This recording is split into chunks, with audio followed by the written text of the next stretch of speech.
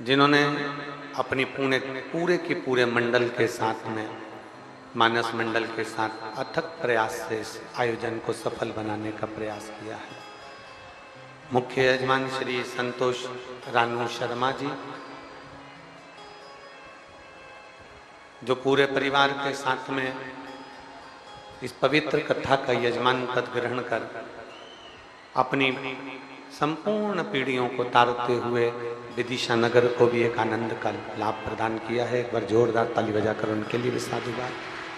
सह यजमान श्री राधिका शरण दास जी महाराज एवं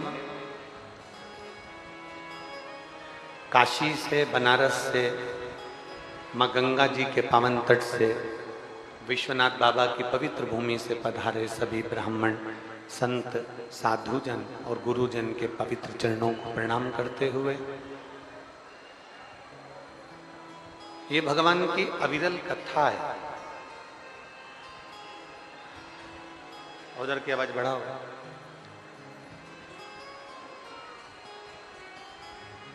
ये देवादिदेव महादेव की पवित्र कथा है, जिसका लाभ लेने के लिए आप और हम आज विराजमान हैं। आज महीने की मासिक शिवरात्रि भी है और विदिशा वालों का बड़ा सौभाग्य है जो इस पवित्र कथा का लाभ ले रहे हैं।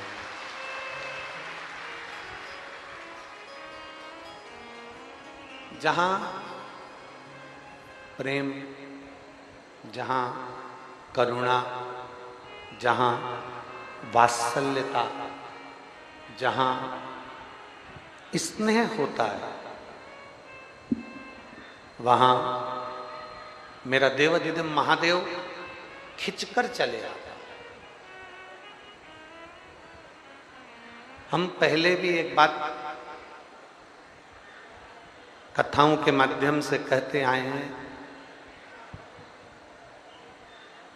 आप कभी भी शिव महापुराण में नहीं जाते, आप कभी भी भगवान शंकर के शिवालय में नहीं जाते, भगवान के सत्संग में, शिव महापुराण में, भगवान शंकर के शिवालय में आप अगर जा रहे हैं, आप अगर पहुंच रहे हैं, तो ये मानकर चले कि आप नहीं जा रहे हैं। कोई मेरे भोले बाबा जी से तुम्हारा पुराना कोई संबंध होगा तो भोलेनाथ जी तुम्हें खींच कर यहाँ कथा में और शिवालय में लेकर आ जाते हैं।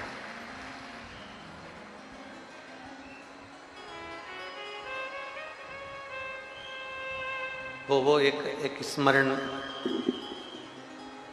हमारे निखिलेश जी करते रहते हैं ना कि वो दुनिया वाले क्या जाने मेरा रिश्ता पुराना। ये कोई रिश्ता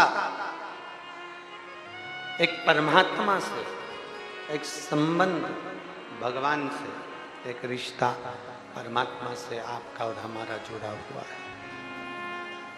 और जब वो संबंध, जब वो रिश्ता भगवान से आपका और हमारा जुड़ा होता है, तब कहीं ना कहीं देवादिदेव महादेव हमको खींचकर अपनी ओर बुला लेता है। अब इस भाषा को एक सहज भाषा में अपन समझें कि जब शादी का सीजन आता है,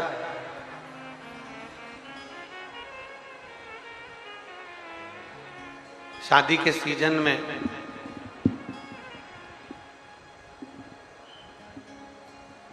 बहुत सारी पत्रिकाएं हमारे और आपके यहाँ आती हैं।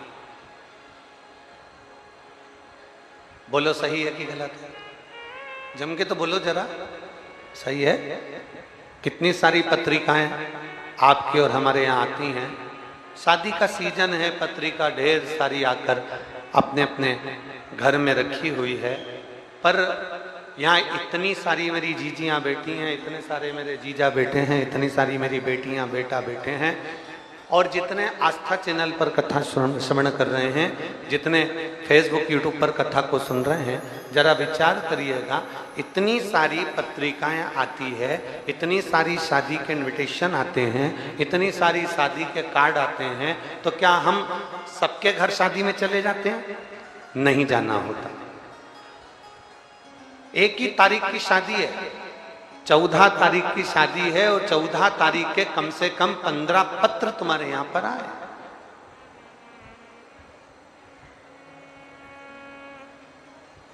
चौदह तारीख की शादी है और तुम्हारे घर में निमंत्रण पत्रिका 14 तारीख की कम से कम 10-12 पत्रिका तुम्हारे घर में आई है।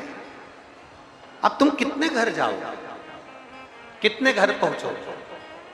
शिव महापुराण की कथा कहती है आप कितने घर में जाओगे, कितने घर में पहुंचोगे? जरा विचार तो करिए। सबसे पहले आप जाओगे उसके घर में जिससे तुम्हारा प्रेम बहुत ज्यादा है, जिससे तुम्हारा स्नेह बहुत ज्यादा है, जिससे तुम्हारी आसक्ति बहुत ज्यादा है, जिस पे तुम्हारा विश्वास बहुत ज्यादा है, जिस पे तुम्हारा भरोसा बहुत ज्यादा है।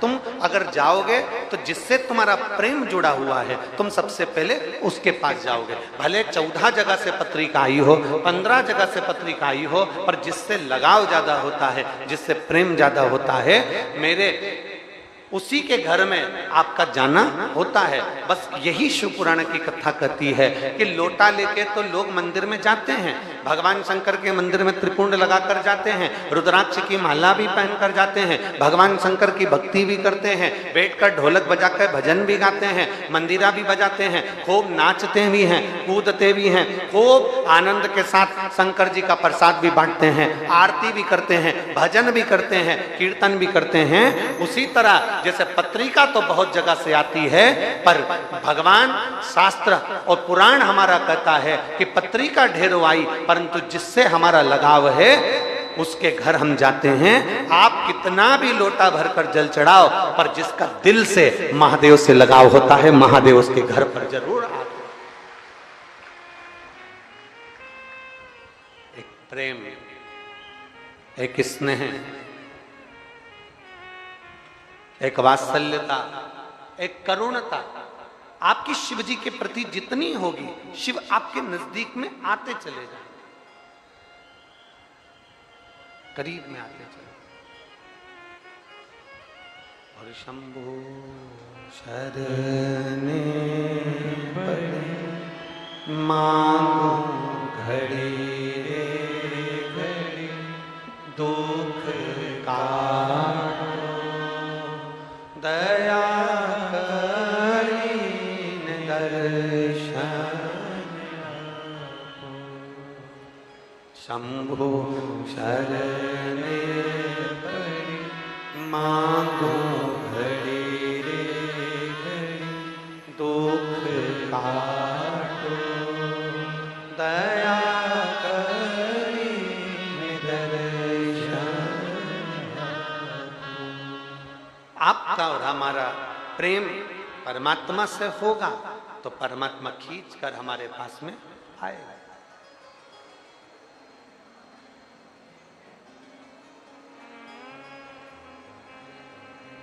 एक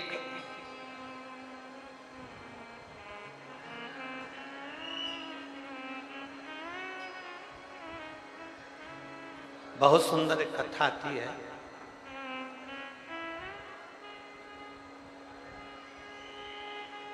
एक माली था,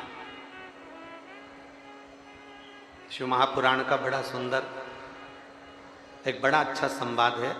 एक माली,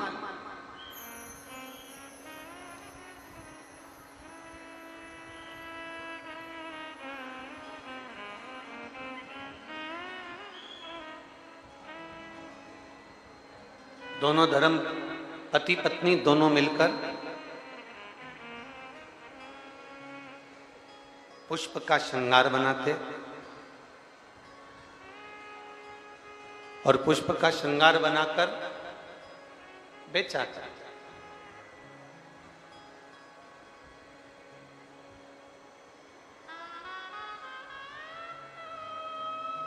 जैसा वो बना सकते हैं, जैसा वो निर्माण कर सकते हैं, वैसा वो निर्माण करते और निर्माण कर कर पुष्प का श्रृंगार बनाकर बेचा करते।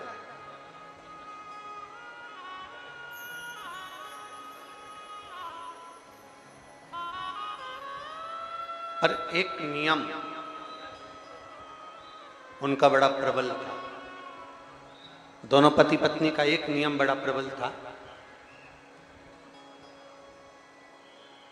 अगर उनको मालूम पड़ जाए कि कोई शंकर जी के मंदिर में जा रहा है और ये पुष्प जो लेने आया है, ये जो माला लेने के लिए आया है, जो ये माला लेकर हमारे पास से जा रहा है, पुष्प लेकर जा रहा है, तो उनका नियम था कि पुष्प लेकर जाने वाले का मालूम पड़ जाए कि ये शिवालय जा रहा है, शंकर जी के मंदिर जा रहा है, शंकर जी को जल चढ़ाने जा रहा है और पुष्प लेने के लिए आया है, तो शिव महापुराण की कथा कहती है कि वो दोनों माली और मालन,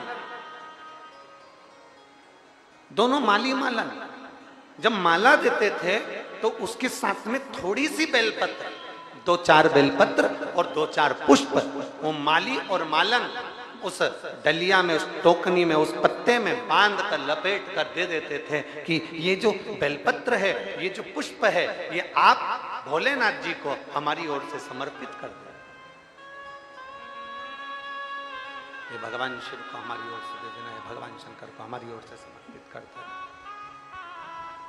या भगवान देवादिदेव महादेव को हमारी ओर से समर्पित कर दें।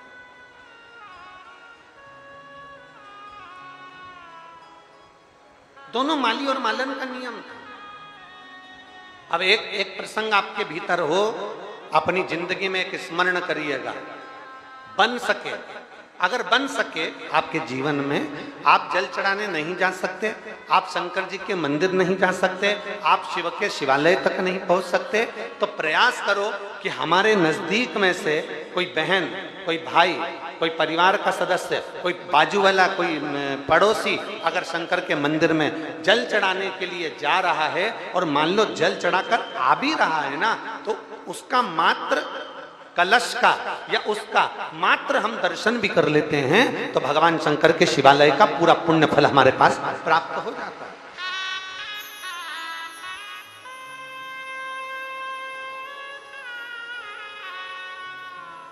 पूरा पुण्य फल प्राप्त होता है। अब माली और मालन का नियम है,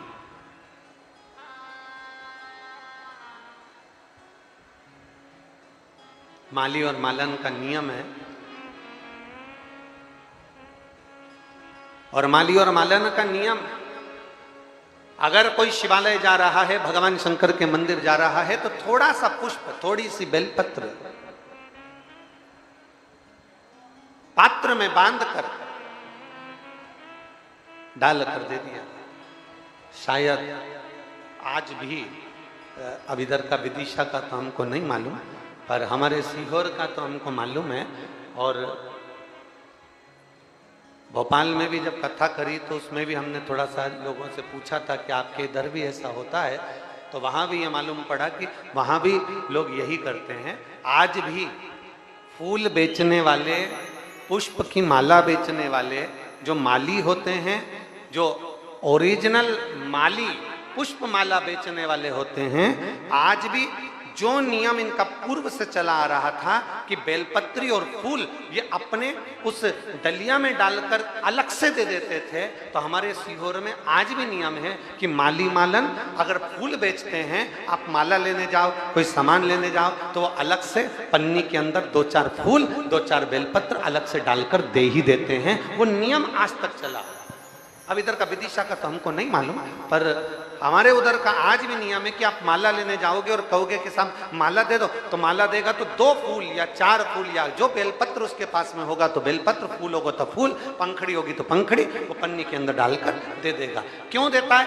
क्योंकि आप भगवान के लिए लेकर जा रहे हो, और ये माला जो आपने खरीदी ये आपके पैसे की है, पर जो फूल 2 मैंने इसमें डाल कर दिया है, ये मेरे भाव से मेरे महादेव के लिए है, मेरे शिव के लिए समर्पित,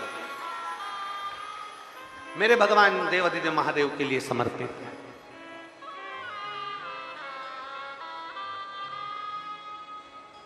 और मैंने तेरे ही भरोसे बाबा तेरे ही भरोसे हवा बिच उड़ती जावांगी, बाबा डोर तो छड़ीला कटी जावांगी, भोले मैं तेरी कसम, शंभो मैं तेरी कसम। एक विश्वास, एक भरोसा, एक दृढ़ता, शिव के प्रति समर्पण का भाव। माली के घर में माली और मालन दोनों हैं, दोनों फूल बेच रहे हैं, दोनों भगवान शंकर की भक्ति कर रहे हैं, दोनों शिवालय की आराधना कर रहे हैं, पर इनके घर में कोई संतान नहीं है, इनके घर में कोई औलाद नहीं।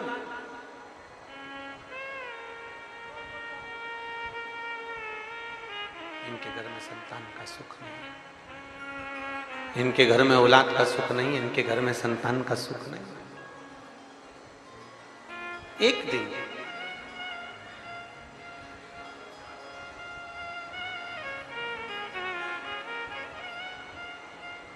अब आप लोग अगर कहें कि गुरुजी आप कौन से माली की कथा सुना रहे हैं, तो विष्णु पुराण में, मत्स्य पुराण में, धर्मोत्तर पुराण में, नवदुर्गा उपनिषद में माता पार्वती जी की एक सहेली का नाम है मालिनी। मां जगत जननी पार्वती जी की एक सहेली का नाम है मालिनी, जिसका स्त्री का चेहरा नहीं, हाथी का चेहरा है। अगर आप लोग शास्त्र में पढ़ेंगे तो आपको पार्वती जी की एक सहेली का नाम मालिनी का पूरा विवरण उस शास्त्रों में हमें प्राप्त हो जाता है, और ये कथा उसी की चल रही है। माली के घर में संतान नहीं है, माली के घर में औलाद नहीं है। दोनों पति पत्नी माला तैयार करते हैं, पुष्प श्रृंगार करते हैं, भगवान के लिए दे देते हैं। कहीं शिवालय कोई जा रहा है तो बेलपत्र डाल कर दे देते हैं। ऐसा नियम चलते चलते समय निकल गया, बहुत समय निकल गया, पर इनके घर में औलाद का सुख नहीं हुआ। जब औलाद का सुख नहीं हुआ, एक दिन माली की धर्म पत्नी मालन रो रही थी, आंख से आंसू बह रहे थे, और घुट घुट पानी पीती जा रही और रोती जा रही, उसकी आंख में आंसू भरा हुआ।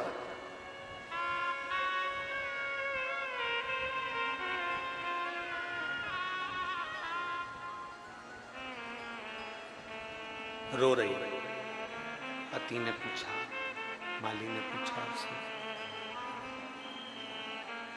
माली उससे पूछ रहे, और माली ने उससे पूछा कि तेरी आंख में आंसू भरा हुआ है, तू रो रही है, क्यों? कितनी सुंदर बात माली ने अपनी मालन से कहा। भगवान का श्रृंगार करते समय, भगवान को भोग लगाते समय, भगवान को सुलाते समय, भगवान को जगाते समय, और भगवान के लिए कोई अच्छा आयोजन करो उस समय, जब मांग में सिंदूर भरे नारी उस समय, हाथ में चूड़ा पहने नारी उस समय, पांव में बिछुड़ी पहने नारी उस समय, 16 श्रृंगार नारी कर रही हो उस समय, माली मालन से कह रहा है ये वो समय है जिस समय पर नारी या पुरुष किसी की आंख में आंसू नहीं आना चाहिए। ये वो समय है। अगर स्त्री मांग में सिंदूर भर रही है, उसकी आंख में आंसू नहीं होना चाहिए। अगर नारी चूड़ा बदल रही है, उसके आंखों में अश्रु नहीं होना चाहिए। भगवान का श्रृंगार कर रहे हो तब आंखों से आंसू नहीं बहना चाहिए। भगवान को भोग लगा रहे हो, आंख में आंसू नहीं होना चाहिए। भगवान के लिए कुछ नया, सत्यनारायण भगवान की तुमने घर में कथा रख दी, कोई हवन कर दिया, कोई क्यारी कर दी, कोई यज्ञ कर दिया, कोई हवन अनुष्ठान रख दिया, कोई महामृत्युंजय का जाप रख दिया, कोई तुमने गोपाल सहस्त्र नाम का पाठ रख दिया, श्री सूक्त पुरुष सूक्त का कोई अनुष्ठान रख दिया, कोई गणेश चतुर्थी का तुमने अनुष्ठान रख दिया, तो घर में अगर अनुष्ठान हो रहा है तो तुम्हारी आंखों में यजमान जो होता है, जो भगवान का भक्त जो होता है, उसकी आंखों में जल नहीं होना चाहिए। और मालन, तुम रो रही हो मालन, माली मालन से करे तू रो रही, तेरी आंख में जल, तू रो रही, तेरे नैनों से जल बह रहा है। हम जिस माला को तैयार करते हैं, हम जिस पुष्प को तैयार करते हैं, हम जिस भगवान के श्रृंगार को तैयार करते हैं, उस श्रृंगार को तैयार करते समय हम ये सोचते हैं कि ये भगवान के श्रृंगार में जाएगा, भगवान के पास जाएगा, तो रोना नहीं चाहिए। मालन तू रो रही है। मालन कहती है स्वामी मेरे घर में संतान नहीं,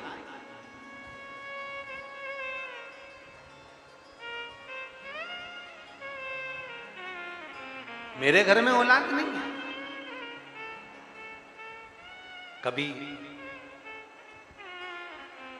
मौका लगे तो दुर्गा उपनिषद के अंतर्गत यदि हम अध्ययन करें,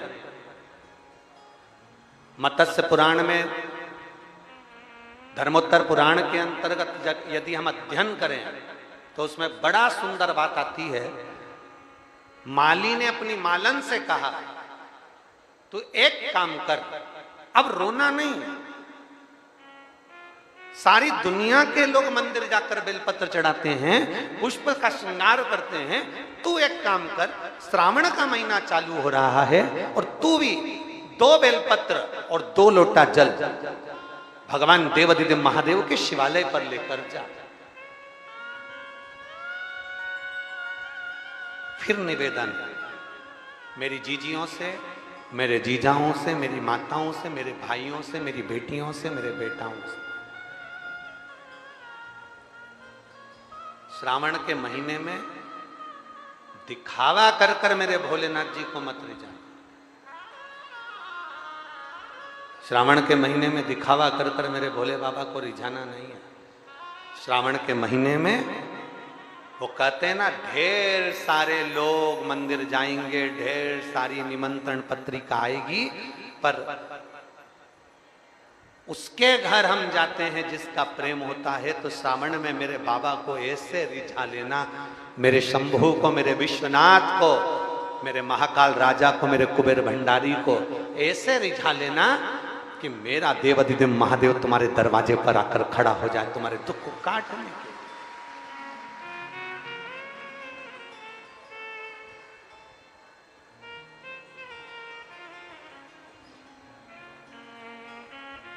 रिझाओ उसको।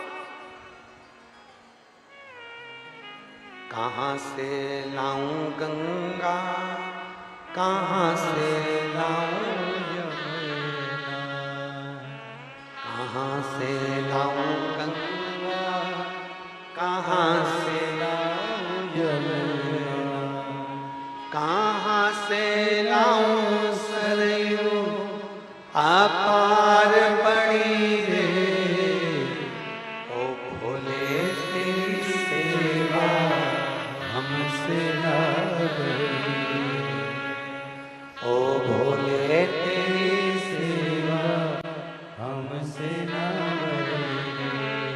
कहाँ से लाऊं लड्डू, कहाँ से लाऊं पेड़ा, कहाँ से लाऊं लड्डू, कहाँ से लाऊं पेड़ा, कहाँ से लाऊं बर्फी वो शक्कर चढ़ी रे, ओ भोले तेरी सेवा हमसे ना बने, ओ भोले तेरी सेवा हमसे ना बने। कई लोग कहते हैं गुरुजी साल भर 1 लोटा जल और सावन में 2 लोटा जल।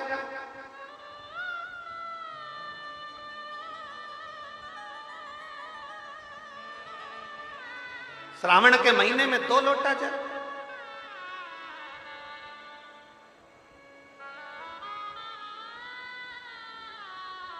महाराज 2 लोटे जल से मतलब है आप अपनी भक्ति को श्रावण के महीने में दुगना करना। कितना करना? जम जम के बोलो जरा विदिशा वालों, दुगना। अपनी भक्ति। एक पत्र है, देखिए, हम ज्यादा पत्र अभी पढ़े नहीं है।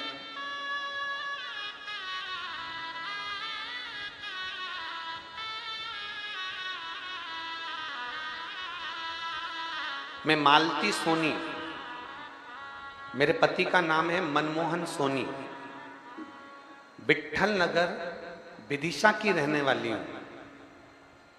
कहीं बैठी हो मालती सोनी? मेरे पति का नाम है मनमोहन सोनी, विट्ठल नगर विदिशा की रहने वाली है। अगर कहीं बैठी हो तो बेलपत्र लेने आ सकती हैं। कहीं बैठी हो तो हाथ हिला सकती हैं और बेलपत्र लेने के लिए आ सकती हैं। अगर कहीं बैठी हो तो अपने दोनों हाथ हिला सकती हैं। बैठी हैं? कहीं बैठी हो तो हाथ हिला सकती हैं। मैं मालती सोनी, मेरे पति का नाम है मनमोहन सोनी, मैं विट्ठल नगर विदिशा की रहने वाली हूं। मेरे पति की अचानक तबीयत बहुत खराब हो गई। पत्र को आप लोग एलईडी पर, आस्था चैनल पर पत्र को पढ़ सकते हो, टीवी पर पत्र को पढ़ सकते हो। मेरे पति की अचानक तबीयत बहुत खराब हो गई। वो किडनी के पेशेंट हैं। अगस्त 2023 में वो वेंटिलेटर पे थे और उनका कैटेना लेवल 32 था। अतः उनका डायलिसिस करवाना पड़ा और बहुत परेशानियां झेल ली। गुरुदेव, इतना हॉस्पिटल के चक्कर लगने लगे कि मंदिर जाने का कोई को समय नहीं मिल पाता। अब करें तो करें क्या? उनका डायलिसिस चालू हो गया, डायलिसिस चलता रहा और डायलिसिस चलते चलते तभी मेरी बेटी ने पशुपतिनाथ का व्रत किया और शिवजी के मंदिर में जाना प्रारंभ करा। सीहोर गई, वहां से रुद्राक्ष लाई और रुद्राक्ष लेकर आने के बाद रुद्राक्ष का जल, जब रुद्राक्ष लेकर आ गई तो रुद्राक्ष का जल देना प्रारंभ करा। बेटी ने पशुपतिनाथ का व्रत किया और भगवान से प्रार्थना करना प्रारंभ करी कि कुछ भी कर कर मेरे पापा को ठीक करो। रात को 9:15 वाला जो आंवले के वृक्ष का उपाय है वो मेरे परिवार वालों ने करना प्रारंभ करा। और बाबा का मैं क्या गुणगान करूं गुरुदेव। डायलिसिस तो चलता रहा पर समय की अवस्था में वेंटिलेटर से नीचे उतार दिया गया और बाबा की कृपा से वो थोड़े ठीक हुए।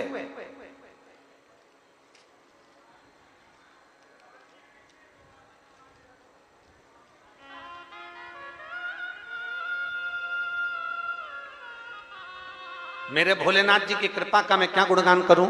रुद्राक्ष का जल देते, बेलपत्र का लाकर उनके पास में रख देते, तभी जो नहीं होना था गुरुदेव वो हो गया और उनका जो फिस्टूला बनता था वो अचानक से बनना बंद हो गया। अब तो डॉक्टर भी हैरान हो गए कि ये फिस्टूला बनना कैसे बंद हो गया। अब करें तो करें क्या। समस्या भारी सी लगने लगी और तबीयत एकदम सी खराब होने लगी। अब करें क्या। तभी फिर शिव जी के मंदिर में जाकर बेलपत्र रखी और उस बेलपत्र को उनके पास में कपड़े में लाकर रखा। शिव जी का चढ़ाया हुआ जल उनके शरीर पर लगाया और वापिस उनको डॉक्टर के पास लेकर गए। हम रोज बाबा से विनती करते थे कि इनका डायलिसिस बंद हो जाए, इनकी किडनी काम करना प्रारंभ कर दे। हम उनको लेकर वापिस डॉक्टर के पास पहुंचे तो डॉक्टर आश्चर्य में पड़ गया कि इनकी किडनी ने काम करना चालू कर दिया, अब इनको डायलिसिस की जरूरत नहीं है। ये शिव तत्व। मैं मालती सोनी, मेरे पति का नाम मनमोहन सोनी, विट्ठल नगर विदिशा की रहने वाली हूं। ये शिव तत्व, ये ओघड़ी, ये शंभु, ये त्रिकालदर्शी, ये कैलाश। गला पकड़ रहा है। भगवान शिव की अविरल भक्ति को जो प्राप्त करता है, अर्थात शिव महापुराण की कथा कहती है कि अभी तक जो तुम 1 लोटा जल समर्पित कर रहे हो, 1 लोटा जल चढ़ा रहे हो, अब श्रावण के महीने में कितना लोटा? जम के बोलो जरा, 2 लोटा। अर्थात अपनी भक्ति को हमें बढ़ाना, अपनी भक्ति।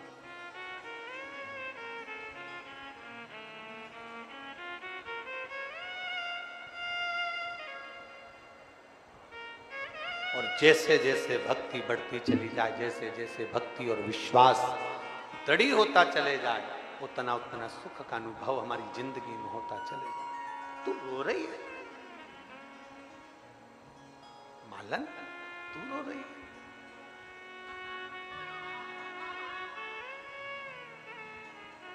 श्रावण का महीना लग रहा है, तू 2 लोटा जल लेकर, 2 बेलपत्र लेकर शिव के मंदिर में जा। और आप सबसे निवेदन है, अगर बेलपत्र ना मिले, बेलपत्र ना मिले, शिवजी पे जो चढ़ी हुई बेलपत्र रहती है उसी को धोकर भगवान शंकर को समर्पित कर दो। और अगर बेलपत्र वो भी ना मिले तो शिव महापुराण की कथा कहती है, भगवान शंकर का संवाद कहता है कि अपने 3 उंगली भगवान देवाधिदेव महादेव को स्पर्श करा दो, वो भी बेलपत्र का कार्य ही करती है। भगवान शिव उसको स्वीकार कर, शिव उसको स्वीकार। अब किसी ने एक बात कही, कहने वाले बहुत सारी बातें कह देते हैं कि गुरुजी क्या शंकर भगवान के शिवलिंग का स्पर्श करना चाहिए?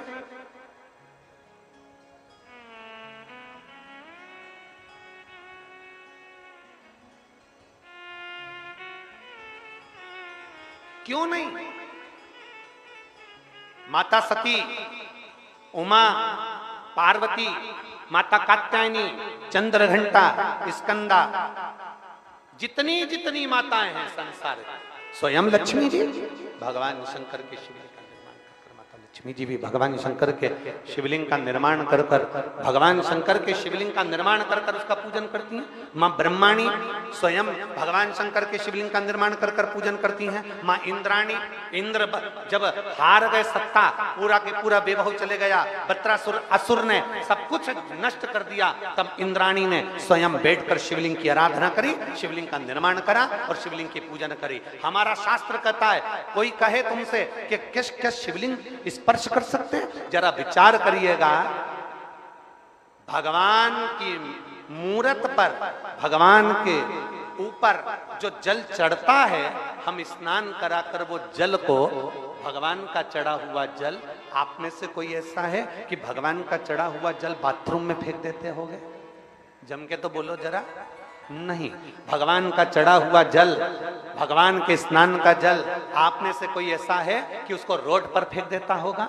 नहीं, भगवान का चढ़ा हुआ जल, भगवान को जल स्पर्श कर जाता है तो वो जल भी तुलसी के पौधे में चला जाता है, अच्छे वृक्ष में चले जाता है। जरा विचार करिएगा, मात्र जल भगवान को स्पर्श करा तो वो जल तुलसी के क्यारे में चले गया। अगर हम हमारे महादेव का स्पर्श कर लेते हैं तो हम भी भगवान के धाम को चले ही जाते हैं। मात्र स्पर्श।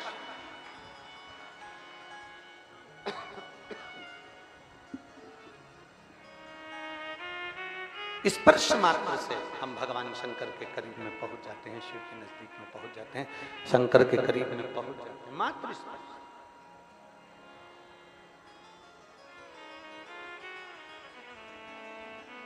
तुम जाओ, 2 लोटा जल लेकर जाओ और 2 लोटा जल लेकर, 2 बेलपत्र लेकर भगवान शिव के शिवालय में पहुंचिए, भगवान शंकर के मंदिर में पहुंचिए। चलिए। और शंभु शरणे मांगू घड़ी रे, दुख का तो दया करी दर्शन आपको। चलिए, 2 लोटे जल लेकर, मालन 2 लोटे जल लेकर, साथ में 2 बेलपत्र लेकर भगवान शंकर के शिवालय की ओर चले। भगवान शिव के शिवालय की ओर बढ़ी, शिवलिंग की ओर आगे बढ़ती चली।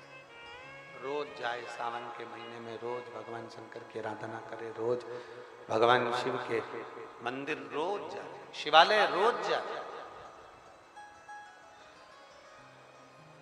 प्रतिदिन।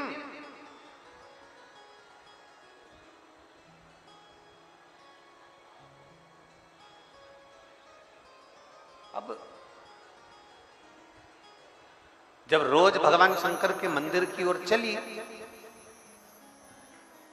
एक दिन मालन के पास में भी चढ़ाने के लिए बेलपत्र नहीं थे। श्रावण का महीना था, व्रत उसके चल रहे थे, भूख बहुत लग रही थी।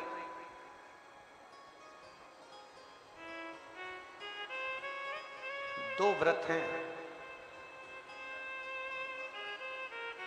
शिव महापुराण की कथा कहती है, दो व्रतों का स्मरण जरूर करिएगा। पहला, सावन के महीने के सोमवार। दूसरा, शिवरात्रि। कौन कौन से? जम के बोलिए जरा। सावन के महीने के सोमवार और दूसरा शिवरात्रि।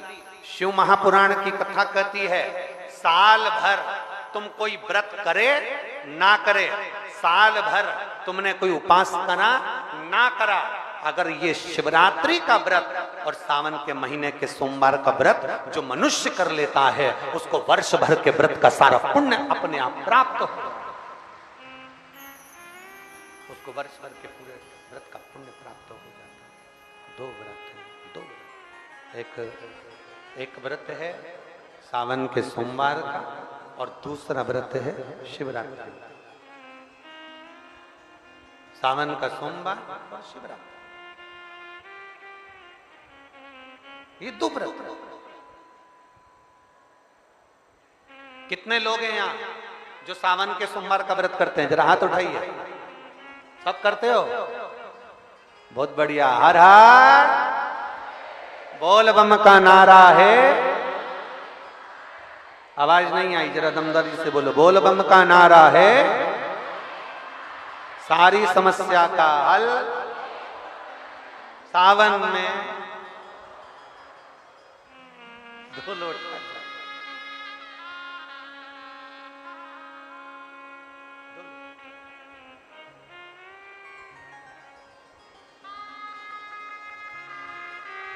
बस, हाथ में 2 लोटा का जल भरा हुआ। भक्ति को दुगना करना है, भजन को दुगना करना है, स्मरण को दुगना करना है, व्रत साधना को दुगना करना है। सावन के महीने में अपनी साधना को, अपने भजन को, अपनी भक्ति को, अपने बल को, भगवान की विरल भक्ति को बढ़ाना है, इसको दुगना करना है।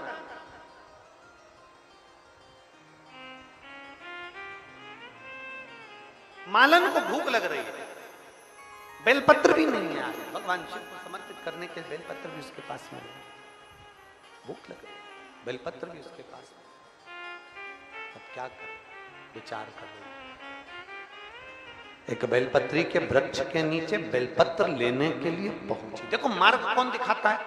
मार्ग दिखाने वाला कौन है? देवाधिदेव महा आपको मार्ग दिखाने वाला। ये सब मार्ग के ऊपर चलता है। अब कल दोपहर में कथा में हमने कह दिया कि कल कथा विराम दे दी, फिर बाद में कहीं शंकर जी को बेत्रवती माता ने भोलेनाथ जी से कहा होगा ये हो क्या रहा है,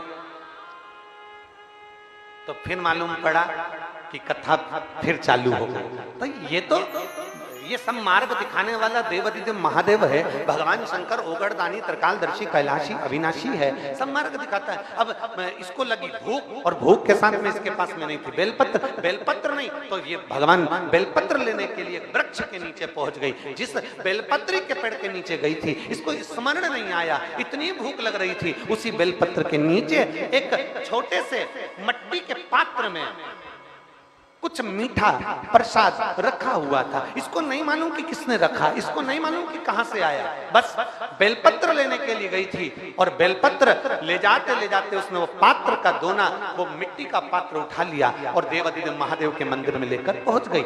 बेलपत्र लेकर आज मंदिर में नहीं गई, आज थोड़ा सा मीठा लेकर, जो उसको मिला था उसको लेकर मंदिर में पहुंच गई। और भगवान देवाधिदेव महादेव के सामने, भगवान शंकर के सामने, भगवान शिव जी की साक्षी में उसने वो मिष्ठान रखकर भगवान भोलेनाथ जी से प्रार्थना करी, आज मेरे पास देने के लिए बेलपत्र नहीं है, मैं जल लाई हूँ, साथ में ये थोड़ा सा प्रसाद लाई हूँ, आप पा लीजिए। और भगवान को देने लगे। कहां से लाऊं लड्डू, कहां से कहाँ से लाओ बर्फी वो शक्कर जड़ी रे, और भोले तेरी सेवा हमसे ना बड़ी रे। ओ भोले तेरी सेवा हमसे ना बड़ी रे। कहाँ से लाऊं लड्डू, कहाँ से लाऊं पेड़ा, कहाँ से से लाऊं लड्डू, कहाँ से लाऊं पेड़ा, कहाँ से लाऊं बर्फी वो शक्कर जड़ी रे। ओ भोले तेरी सेवा हमसे ना बड़ी रे।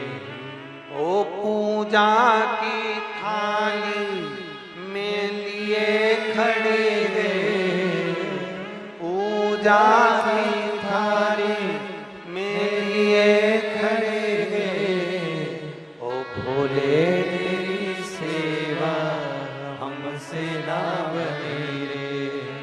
ओ भोले तेरी सेवा हमसे ना बड़ी रे।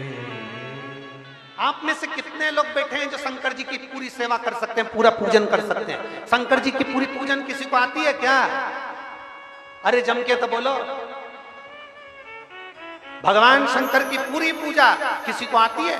स्वयं नारायण भगवान विष्णु स्वयं रूप रखकर आए और स्वयं माता पार्वती जी से कहते हैं, पार्वती तुम्हें मंत्र नहीं आता, पार्वती तुम्हें साधना नहीं आती, पार्वती तुम कोई श्लोक नहीं जानती, पार्वती तुम अक्षर नहीं जानती, पार्वती तुम शंकर की पूजा नहीं जानती, पार्वती तुम शंकर की आराधना नहीं जानती। ना तुम मंत्र, ना कोई विद्या, ना तंत्र, ना साधना, तुम भगवान शंकर की पूजन करना नहीं जानती, तुम्हें शिव कभी नहीं मिल सकते। पार्वती जी छोटी सी अवस्था में गुफा के अंदर बैठकर तप साधना में लगी थी। भगवान नारायण ने जब रूप धर कर बोला कि तुम्हें कुछ नहीं आता, पार्वती जी कहती हैं मुझे कुछ नहीं आता, बस एक काम तो आता है, लोटा भर कर जल चढ़ाना तो आता है, मेरा शंकर मुझे मिलेगा।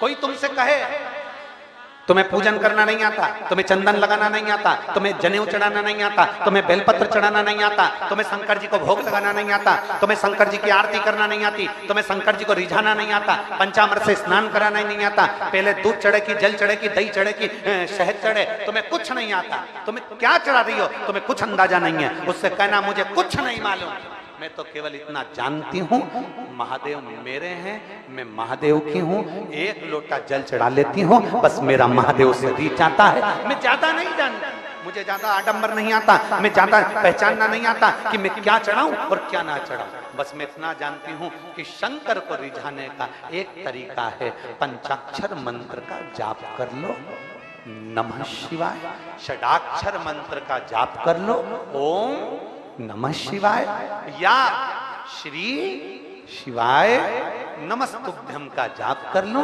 या एक लोटा जल मेरे महादेव को रिझा लूं, वो भी ना बने 3 बार ताली बजाकर शिव को रिझा लूं, वो भी ना बने तो बम्बा भोले बोल कर मैं शिव को रिझा लूं, इतना भी ना बने तो उसके शिखर का दर्शन कर कर मैं मेरे महादेव को अपना बना लूं। बस इतना जानती हूं और कुछ नहीं।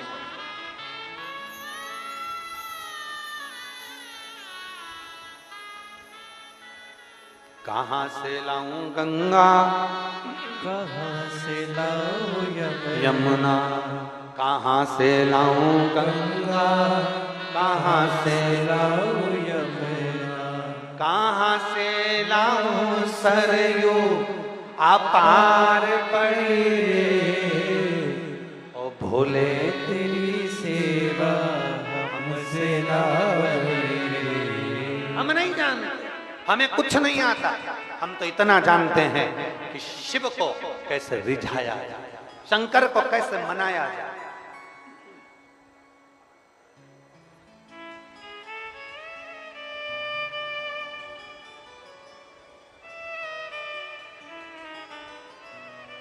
अब आप शिव जी को रिझा रहे हो, भगवान शंकर को रिझा रहे हो, आप भगवान शिव की आराधना कर रहे हो, आप शंकर जी का स्मरण कर रहे हो, आप शिव भक्ति कर रहे हो, आप शिव में अपना ध्यान लगाए। एक बार हम बुधनी में कथा करने गए, बहुत पहले की बातें हैं ये, अब तो इतना समय नहीं मिल पाता। अब ये सब 20-20, 19-19, 22-22 साल पहले के प्रसंग हैं।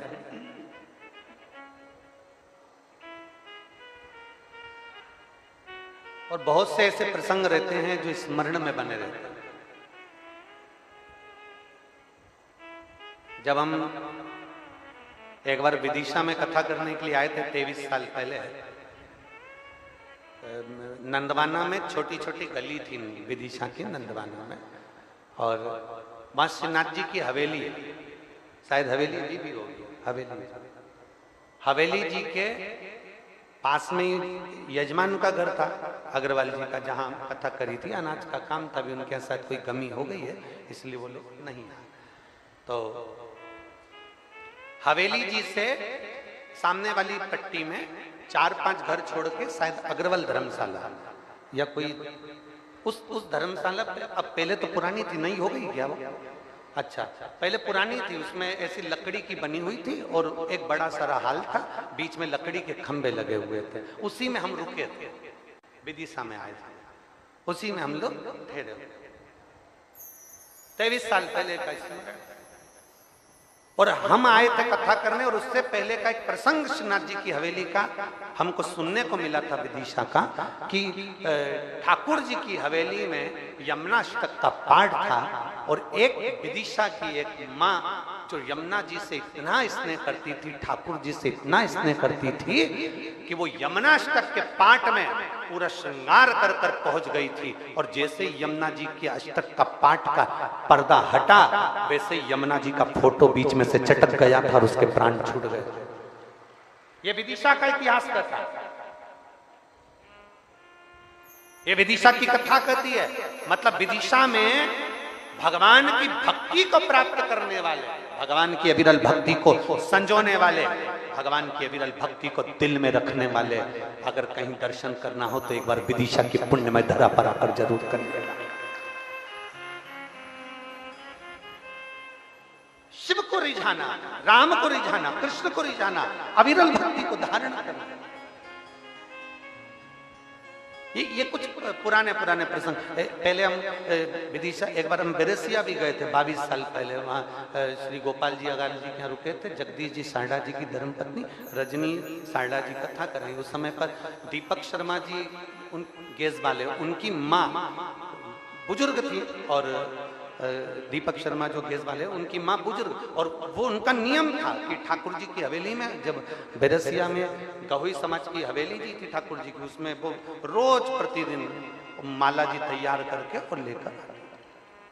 ऐसा ही एक प्रसंग बुधनी का स्मरण आता है। अब बुधनी में एक कथा करने के लिए दशहरा वाला मैदान में गए, तो एक महिला वहां आकर, जब हम छोटे ही थे तो वहां की बोली, गुरुजी, हमने कहा क्या है? मेरा पति मुझे भजन में नहीं आने देता। हमने कहा तेरे पति को भजन से क्या दिक्कत है? बस आने नहीं देता है। और मैं आ भी गई ना तो मेरे को आंख दिखाएगा और उठा के ले जाएगा। मैंने कहा तेरे पति को भजन से क्या तकलीफ है? हमने कहा तेरे कल पति को लेकर आ। अब वो अपने पति को लेकर आ गई, और हमने पूछा कि तू इसको भजन में क्यों नहीं आने देता? उसने कहा पहले महाराज इसको बाहर करो, पहले इसको बाहर करो।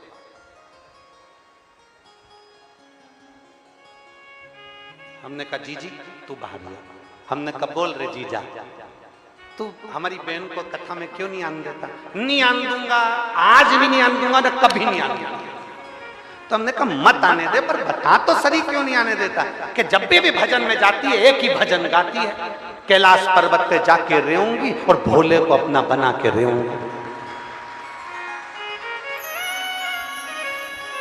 तो भोले से तेरे को तकलीफ क्या है ये बता? भोले से तकलीफ नहीं है, हमारे पड़ोस में चाट का ठेला लगाता है, वो भी भोला ही है।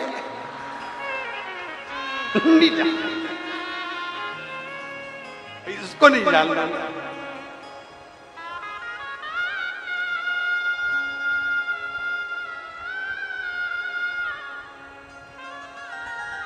अब हमने उससे कहा कि जी को बुला, जी को बुलाया, तेरे हाथ जोड़ूं, आज के बाद तू भोले का भजन नहीं गाएगी कैलाश पर्वत पे जाके रहने वाले। तो कि नहीं गाऊंगी, कसम, आज से सौगंध खाऊंगी।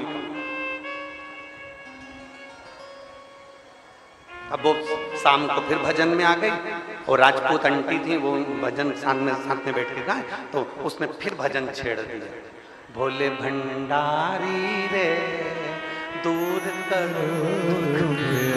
उसका पति फिर मेरे पास आके खड़ा हो गया, देख अभी तुम देख।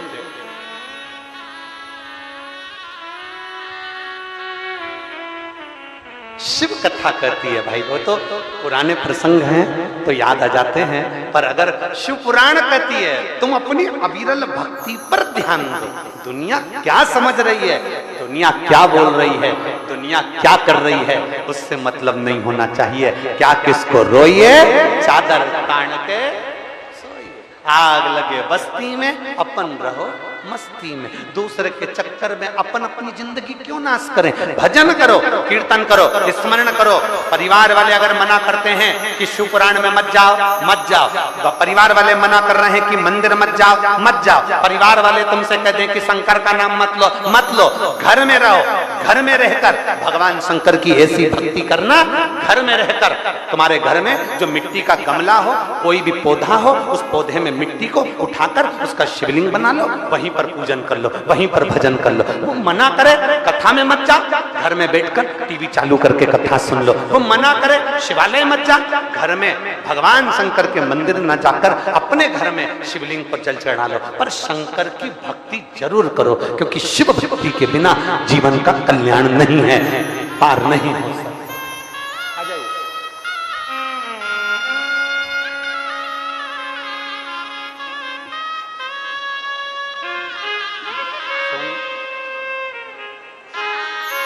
ये मालती सोनी जी बिठक में गए।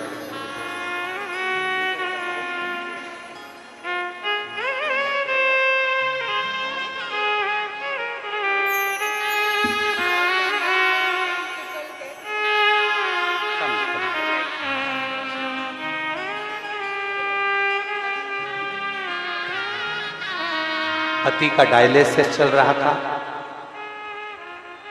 वेंटिलेटर पे थे।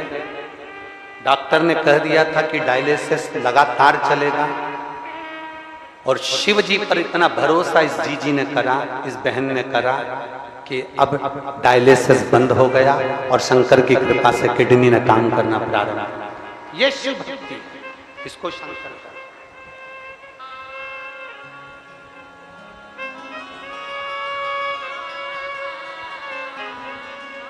एक अविरल भक्त,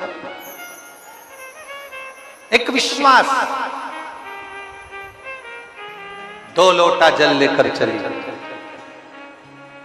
आज जल नहीं, हाथ में जल और साथ में प्रसाद शिव जी के सामने रख दिया। मेरे पास कुछ भी नहीं है भोलेनाथ, ये बेलपत्री के पेड़ के नीचे मुझे ये प्रसाद मिला था, मैंने तुझे ला कर दिया।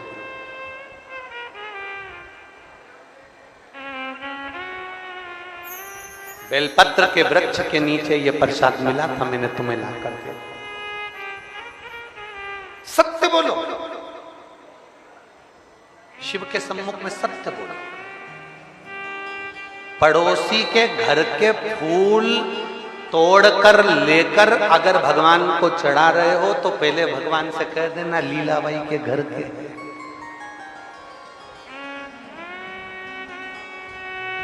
ये जो पीले वाले हैं ना, ये 3, ये लीलाबाई की आंखें, और ये लाल वाला गुलाब का है ना, वो तो रोड के किनारे लगा था, मैं तोड़ के ले आई, तेरे लिए लेके आई हूं। सत्य बोलो, तुम्हारे भोले स्वरूप से, तुम्हारे भोले भाव से, तुम्हारे भोली मुख की वाणी से मेरा शंकर इतना प्रसन्न हो जाएगा कि तुम्हें शंकर को ढूंढने की जरूरत नहीं पड़ेगी, शंकर तुम्हें ढूंढता हुआ तुम्हारे पास आएगा। कह दो ना, हमारा है ही नहीं, कह दो ये फूल है, ये माला है, ये सब हमारा नहीं है। हमारा है क्या?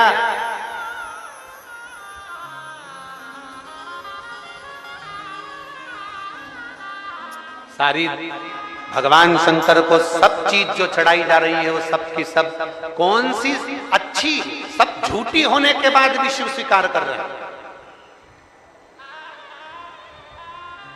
सब झूठी होने के बाद भी स्वीकार। तेरी पूजा में जल ले आई, उसे मछली भी झूठा कराई। जल कैसे चढ़ाऊं भोले कैसे महादेवा, भोले कैसे करूं तेरी सेवा। तेरी पूजा में दूध ले आए, उसे बछड़ा भी झूठा कराए। दूध कैसे चढ़ाऊं भोले कैसे भिजाऊं महादेवा, भोले कैसे करे तेरी सेवा। तेरी पूजा में फूल ले आए, उसे भवरा भी झूठा कराए। फूल कैसे चढ़ाऊं भोले कैसे भिजाऊं महादेवा, भोले कैसे करें तेरी सेवा। बाबा हम तुझे जल चढ़ाते हैं, वो मछली का झूठा। बाबा हम तुझे दूध चढ़ाते हैं, तो दूध निकालने वाला पहले बछड़े को छोड़ता है। बछड़े को छोड़ता है, जब बछड़ा दूध पीता है बछड़े को हटा लेता है, तब दूध निकालता है। तो दूध भी झूठा, जल भी झूठा। फूल चढ़ाती हूँ वो फूल भंवरे का झूठा, इल्ली का झूठा, मक्खी का झूठा। बाबा तुझे अगर मिठाई का भोग लगाऊं वो भी झूठा है।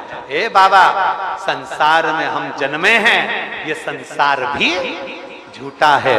पर तू जल को स्वीकार करता है, झूठे दूध को स्वीकार करता है, झूठी शहद को स्वीकार करता है, झूठे दही को स्वीकार करता है और झूठे मिष्ठान को स्वीकार कर लेता है। तो मेरे जैसे झूठे को भी स्वीकार कर लेना, बस इतनी कृपा। अपने अवगुण मेरे विश्वनाथ बाबा के सामने गिना दो, अपने अवगुण मेरे महाकाल बाबा के सामने गिना दो, अपने अवगुण मेरे कुबेर भंडारी के सामने गिना दो। अपने अवगुण गिनाइए, मेरा ये अवगुण है।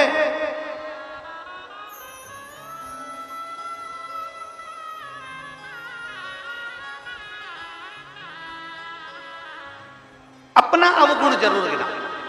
मंदिर में जाकर अपना यश गुण मत गाओ, मैंने ये करा, मैंने भोजन कराया, मैंने भंडारा करा, सोमवार का व्रत करा, प्रदोष का व्रत करा, शिवरात्रि का व्रत करा, मैंने साबूदाने की खिचड़ी बनाई थी तो मैं भोग लगाई थी, मैंने 3 बार 3 प्रदोष मैंने शंकर जी का अभिषेक किया, मैंने ब्राह्मण को घर पे बुलाकर उनको दक्षिणा दी, ऐसा करा वैसा करा। ना ना ना ना, शिव महापुराण की कथा कहती है शंकर के लिए करा गया, अपने बच्चों के लिए करा गया। परमात्मा और अपने बच्चों के लिए करा गया, कभी बार बार स्मरण मत करो, उसकी याद मत दिला, कभी नहीं। अपने गुण और दूसरे के अवगुण कभी चिल्लाकर मत बोलो। क्या क्या जम के बोलो जरा। अपने गुण और दूसरे के अवगुण कभी चिल्लाकर नहीं बोलना, उसे कुछ नहीं आता। आप मत बोलो चिल्लाकर कि उसको ये नहीं आता, नहीं। अपना गुण भी किसी को मत बताओ, दूसरे का अवगुण भी मत बताओ। कई सास कह देती है मेरी बहू में तो अकल नहीं है, उसमें तो लक्षण नहीं है, चिल्ला चिल्ला कर पड़ोसी क्या कह दिया, रिश्तेदारों में कह दिया मेरी बड़ी बहू अच्छी है, छोटी बहू ऐसी है, छोटी अच्छी है, बड़ी अच्छी ऐसी है। तो हमने चिल्ला चिल्ला कर अवगुण बताया, और जितना जितना हम अवगुण बताते हैं वो बहू अंदर से उतनी उतनी टूटती चली जाती है, फिर वो सम्मान नहीं करती, आदर नहीं करती। आप उसके अवगुणों को बताओ मत, उसके अवगुण को छुपाकर ये प्रयास करो कि मेरी बहू को मैं एक दिन सिखा कर रहूंगी और अच्छा बनाकर रहूंगी। यह उसके अंदर गुण लाकर हम अवगुण बताते।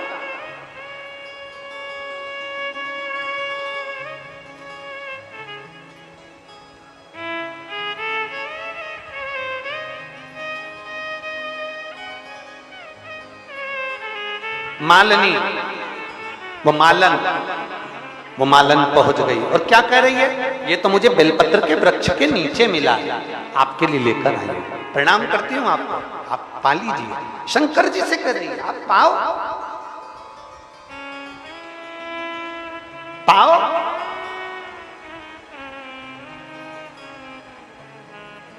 जिद पकड़ ली उस मालन ने, जिद, ऐसी जिद तुमने कभी नहीं पकड़ी होगी। तुम भगवान के सामने भोजन बनाकर ले जाते हो, भोग लगाते हो, उठाकर लाते हो, पूरा खा जाते हो। कभी तुमने भगवान के सामने जाकर जिद पकड़ी? ए कन्हैया, ए मेरे राम जी, ए मेरे ठाकुर जी, ए मेरे भोलेनाथ जी, ये लेकर आई हूं, खाना तो पड़ेगा, जब तक नहीं खाओगे तब तक मैं भी नहीं खाऊंगी। जिद जिद होती है। मालन ने जिद पकड़ी, मुझे ये बेलपत्री के पेड़ के नीचे से मिला है, तुम्हें खाना पड़ेगा, तुम्हें जीना पड़ेगा। बैठ गई। शिव जी नहीं आए, शंकर नहीं आए। माली ढूंढने के लिए निकला, माली ढूंढने के लिए निकला। माली को लगा मेरी पत्नी कहां रह गई, आज दिन भर से नहीं दिखी, दिन भर की कब की गई मंदिर में गया माली ने देखा कि पत्नी भगवान शंकर के शिवलिंग से लिपट कर बैठी थी और सामने प्रसाद रखा हुआ था और कह रही है कि खाओ पाओ खाओ पाओ, बार बार कह रही है। पति ने उसको जगाया, बावरी हो गई है, तू क्या पागल हो गई है, चल उठ चल। पत्नी कहती है नहीं, जब तक ये नहीं पाएगा तब तक मैं जाऊंगी नहीं। शिवलिंग को लपेट कर रोती रही, बाबा आना पड़ेगा, खाना पड़ेगा, बाबा आना पड़ेगा, खाना पड़ेगा। अब तो बाबा था, कभी अपने असली स्वरूप में मेरा बाबा नहीं आता, किसी साधु के वेश में, किसी साधारण के वेश में, किसी सन्यासी के वेश में, किसी स्त्री के वेश में, किसी पुरुष के वेश में, किसी बच्चे के वेश में, किसी दूसरे के वेश में मेरा बाबा आ जाता है। और मेरा बाबा आया और बाबा ने आकर तुरंत हाथ से पात्र उठाकर कहा, मालन ये किसका प्रसाद रखा है? मालन ने कहा ये शंकर जी के लिए रखा है, मैंने रखा है। मालन मुझे भूख लग रही है, मैं बहुत दूर से चलकर आया हूं, क्या मैं इस प्रसाद को खा लूं? क्या मैं इस प्रसाद को खा लूं? मालन ने कहा मैंने तो बाबा के लिए रखा था, पर आप यदि भूखे हो तो आप खा लो, मैं बाबा को दूसरा बनाकर खिला दूंगी। इतने में बाबा ने कहा मालन तू तो ये प्रसाद की जिद पकड़ कर बैठी है भोलेनाथ जी से कि तुम्हें खाना पड़ेगा। मालन कहती है जिद मैंने पकड़ी है, पर भूख तुम्हें लग रही है ना, इसलिए तुम इसको पालो, पथिक हो, खाकर तुम जाओ, मैं बाबा से बात कर लूंगी।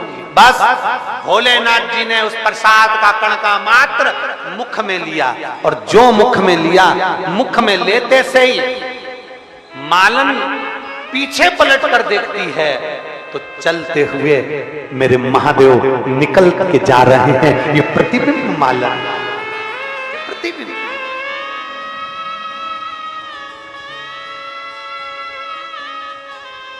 आंख से आंसू बहते हैं, बचा हुआ प्रसाद मालन खा लेती है। मालन प्रसाद को पाकर सुख पाती है और उसका गर्व ठेरता है, गर्व ठेरता है। एक बेटी जन्म लेती है जिसका नाम मालनी होता है। क्या नाम है उसका? मालन की बेटी जन्म लेती है जिसका नाम मालनी होता है। वो मालनी बचपन से मिट्टी का शिवलिंग बनाकर पूजन करती है, शंकर की आराधना में डूबी रहती है, शिव स्तुति में डूबी रहती है। माली और मालन अवस्था पाकर प्राण छोड़ देते हैं। मालिनी अकेली रह जाती है, फूल बेचती, माला बनाती, माला श्रृंगार बनाती, बेचती और अपना यापन करती। समय की अवस्था में मालिनी के भी प्राण छूट जाते हैं। प्राण छूटने के बाद मालिनी शंकर का श्रृंगार करते करते प्राणों को छोड़ती है, तो पार्वती जी की सहेली बनकर निवास कर लेती है। पर पूर्व के समय का जो भान था, पूर्व के समय का जो ज्ञान था, मालिनी पार्वती जी की सहेली तो बन गई, शंकर जी की आराधना में डूब गई, शिव की स्तुति में डूब गई। पर मालिनी आज शंकर की स्तुति में डूबी थी और डूबी डूबी एक दिन जल भरने के लिए सरोवर में जाती है, शिव के पूजन के लिए। क्या देखती है कि अपने प्रतिबिंब को देख लेती है जल में। जो जल में प्रतिबिंब देखा, देखकर सोचती है कि मैं तो सुंदर नजर आ रही हूं, मैं सुंदर दिख रही हूं।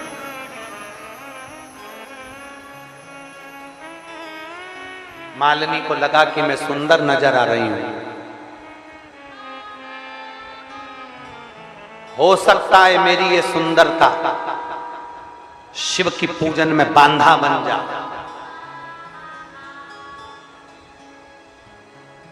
मालिनी गई, पार्वती जी के चरणों में बैठ गई। पार्वती जी ने पूछा, मालिनी तुम मौन चुप क्यों, किस लिए? मालिनी कहती है, आज तक मैंने महादेव जी से कुछ नहीं मांगा, पार्वती माँ आपसे कुछ नहीं मांगा। आज मेरा मन करता है मैं आपसे कुछ मांग लूं, आज मेरा मन करता है मैं आपसे कुछ मांगू। मांगो, क्या चाहिए? पार्वती जी मुझे हाथी का मुंह लगा दो, मुझे सुंदर नहीं बनना है, मेरे को हाथी का मुख लगा दो। मालिनी को समझाया पार्वती जी ने, पर मानी नहीं। पार्वती जी ने मालिनी का हाथी का मुख लगा दिया। पार्वती जी की एक सहेली का वर्णन आता है मालिनी का, जिसका गजमुख है।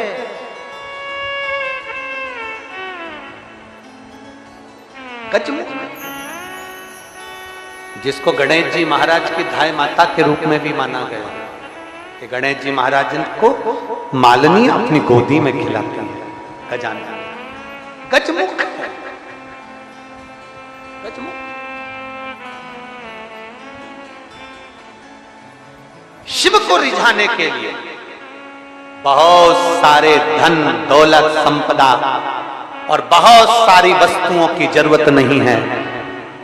मालिनी का चरित्र कहता है, मां पार्वती जी की सखी का चरित्र कहता है कि एक लोटा जल से भी आप शिव को रिझा सकते हो। बस अपना हृदय भोला रखना, साफ रखना, निर्मल रखना। एक पत्र है,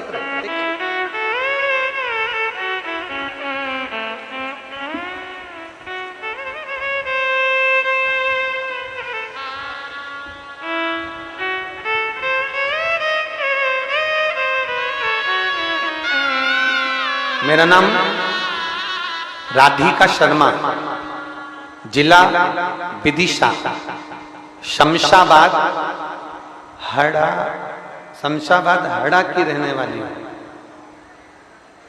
कहीं बैठी हो तो हाथ हिला सकती है। राधिका शर्मा, जिला विदिशा, शमशाबाद हड़ा की रहने वाली हूं। मैं महादेव का महिमा का क्या गुणगान करूं, एक लोटे जल का क्या गुणगान करूं। मेरे नाना जी के पेट में अचानक दर्द होने लगा, तब हमने उन्हें डॉक्टर को दिखाया तो डॉक्टर ने 1 महीने का कोर्स दे दिया। फिर उन्हें आराम नहीं लगा, हम उन्हें भोपाल ले गए और उन्होंने भी 1 महीने का कोर्स दे दिया और उनका टेस्ट हुआ। जब रिपोर्ट बाहर भेज दी गई तो उसकी रिपोर्ट के अनुसार दवाइयां चलना प्रारंभ हुई। कुछ दिन बाद दवाई खत्म हो गई और भोपाल में जब जांच चालू हो गई तो जांच में आया कि उनको पेट में गठान हो गई है और वो गठान कैंसर की है। भोपाल में जांच में आया कि कैंसर और गठान बताई है। पेट का ऑपरेशन का बोल दिया डॉक्टर ने। अब ऑपरेशन का बोला, हम लोग डॉक्टर से कहकर आ गए कि हम कुछ दिन बाद ऑपरेशन कराएंगे। फिर हम हमारे घर आ गए। हमारे आसपास के लोगों ने कहा कि एक बार सीहोर चले जाओ। हम लोग सीहोर गए, वहां से रुद्राक्ष लेकर आए और रुद्राक्ष को तांबे के कलश में गलाते, पानी शिवजी को चढ़ाते, बेलपत्र चढ़ाते। शिवजी का चढ़ा हुआ जल हमने नाना जी को देना प्रारंभ कर दिया। पशुपति नाथ का व्रत करना प्रारंभ कर दिया। मैं बाबा का क्या गुणगान करूं। तब हमने 1 महीने की बाद में वापिस डॉक्टर के पास ऑपरेशन की तारीख लेने के लिए गए और डॉक्टर ने फिर वापिस जांच करना प्रारंभ करी तो रिपोर्ट नॉर्मल आ गई और कहा इनको कैंसर नहीं है और पेट ठीक हो गया। हम शिव जी को नमन करने के लिए कहीं बैठी हो तो आकर बेलपत्र ले जा सकती हैं। राधिका शर्मा, जिला विदिशा, शमशाबाद, हड़ास की रहने वाली हैं।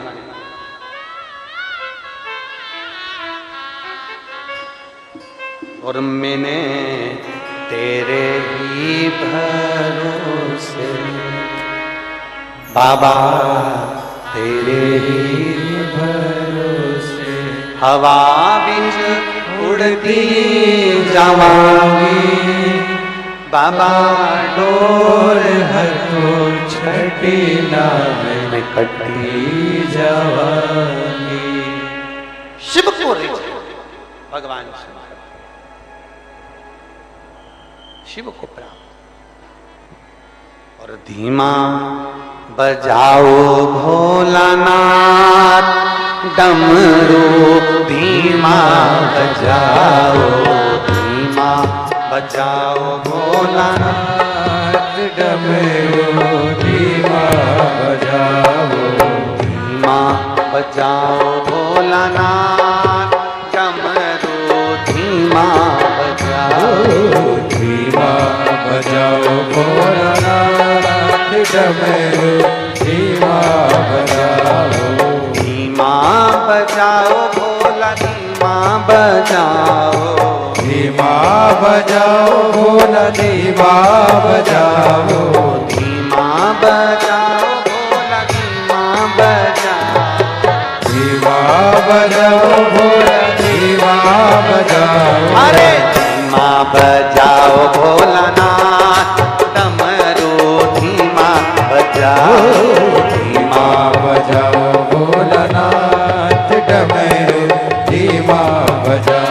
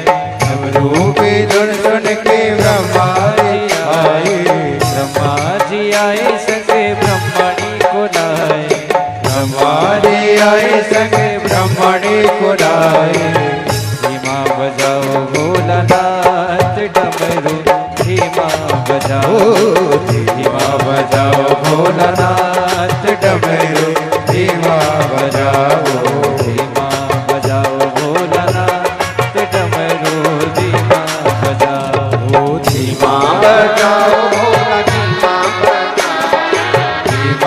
बजाओ भोला धीमा बजाओ धीमा बजाओ भोला धीमा बजाओ बजाओ भोला धीमा बजाओ धीमा बजाओ भोला धीमा बजाओ धीमा बजाओ भोला धीमा बजाओ अरे धीमा बजाओ भोलानाथ धीमा बजाओ राधे धीमा बजाओ भोलानाथ डमरू धीमा बजाओ ओ धीमा बजाओ भोलानाथ डमरू धीमा बजाओ धीमा बजाओ भोलानाथ डमरू धीमा बजाओ डमरू धीमा बजाओ डमरू धीमा बजाओ डमरू धीमा बजाओ डमरू धीमा बजाओ ओ डमरू धीमा डमरू धीमा बजाओ डमरू धीमा बजाओ डमरू धीमा बजाओ अपने स्थान पर बैठकर भगवान मन से बाबा को प्रार्थना करिए, दिल से भगवान देव महादेव से अपने मन की बड़े भाव के साथ कहिए, भगवान शिव स्वीकार करें। आज मासिक शिवरात्रि है।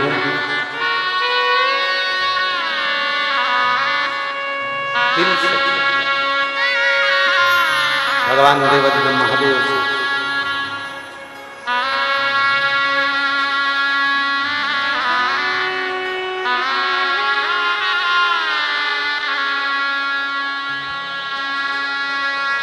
सभी लोग साथ में प्रार्थना करेंगे। दिल से बाबा से विनती करेंगे, निवेदन करेंगे। भगवान शिव से अपने मन की बात बड़े भाव के साथ दिल से बाबा से प्रार्थना करेंगे।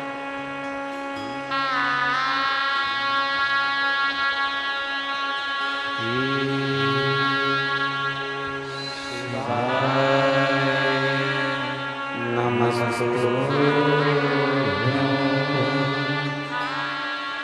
श्री शिवाय नमस्ते श्री शिवाय नमस्ते श्री शिवाय नमस्ते श्री शिवाय नमस्ते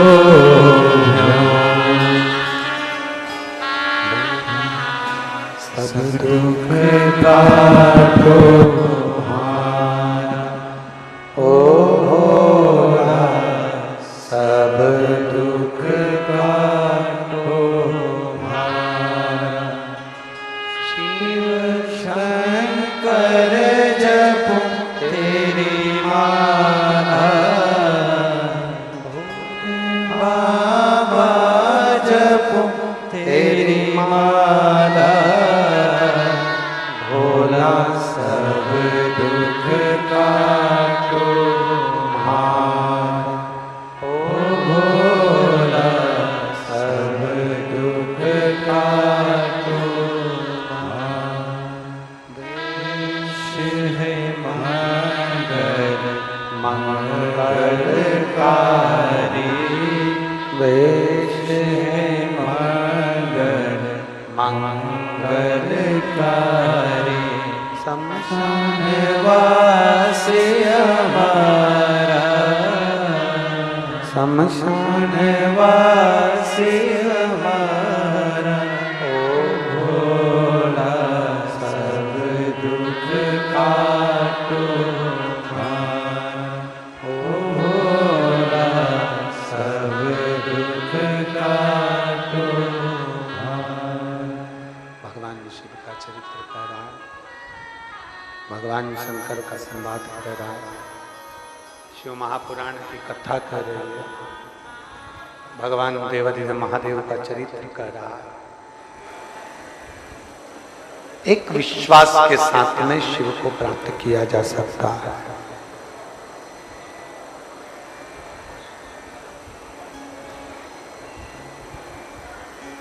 कोई कहे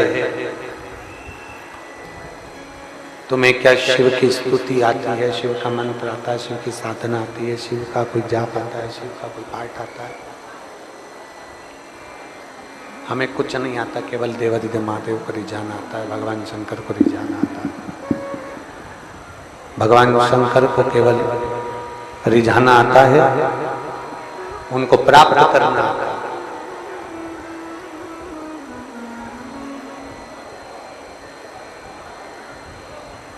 एक बार माँ पार्वती जी विराजमान है,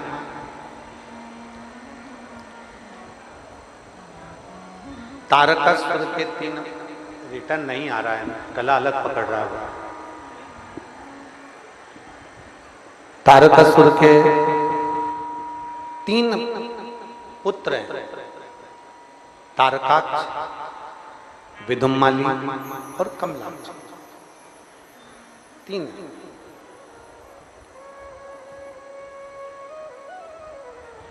अब मां जगतजननी पार्वती जी विराजमान, तारकासुर के मरने के बाद में, तारकासुर के प्राण छूटने के बाद में, तारकासुर के जाने के बाद में तीनों ने विचार किया, तारकाक्ष, विदुम्माली, कमलाक्ष की तीनों ने विचार किया,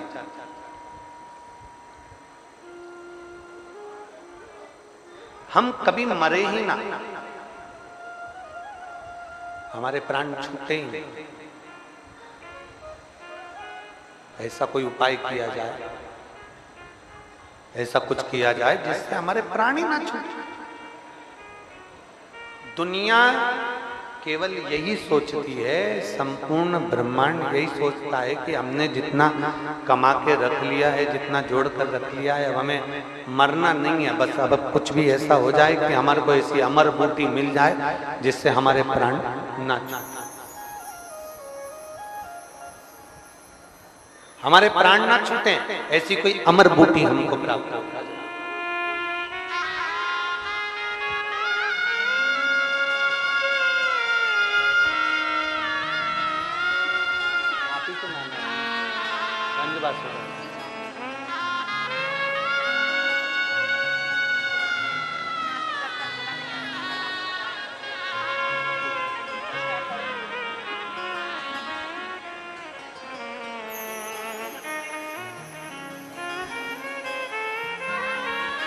शिव कथा करे,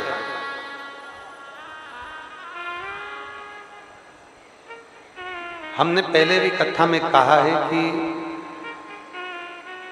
बादाम खाओगे तो भी मरना है और नहीं खाओगे, बोलो तो जम के, तो भी मरना है। पार्लर जाओगे तो भी मरना है और नहीं जाओगे तो भी मरना है।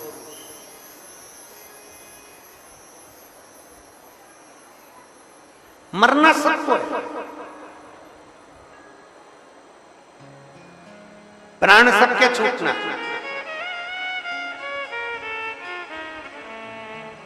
जाना सबको है, पर सब एक अंदाजा लगाकर बैठे हैं कि चाहे कुछ भी हो मैं ना मरूं।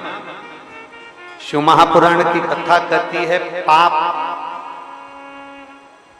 इन हाथों से हुआ है तो प्रायश्चित भी इन्हीं हाथों से करते हुए चल जाए। झूठ इस मुख से बोला है तो सत्य भी इसी मुख से बोलते हुए चल जाए। पाप इस शरीर के द्वारा हुआ है तो प्रायश्चित भी इस शरीर के द्वारा करते चलना। तो कम से कम मेरे देव अधिदेव महादेव के सामने जाओगे तो मुख तो दिखा सकते हो कि हमने अपने पाप कर्म को धो दिया। हमने अपने पाप कर्मों को धो दिया, हमने अपने पाप कर्मों को समाप्त कर दिया, हमने अपने पाप कर्मों को धो दिया।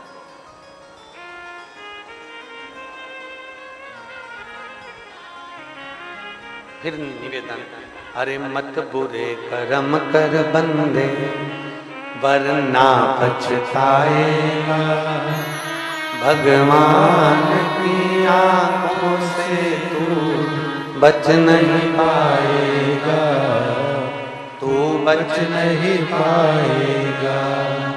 अरे ओ अज्ञानी मत करना दानी, तेरे कर्म का फल भी तू ही पाएगा, जैसा किया तूने तेरे आगे आएगा।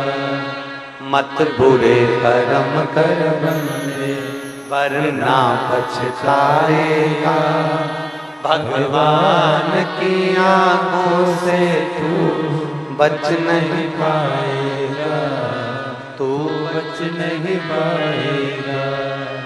तारकाक्ष नहीं मरना चाहता, कमलाक्ष की नहीं मरना चाहता, विधुमाली नहीं मरना चाहता। इससे हम भी हैं, ये प्रयास करते हैं कि अब अपन ने बहुत जोड़ लिया, अब अपन ने एकत्रित कर लिया, अब ना मरे तो अच्छा, अब अपने को मरना नहीं, अब अपने को जाना नहीं, अब अपने को मरना नहीं है। बहुत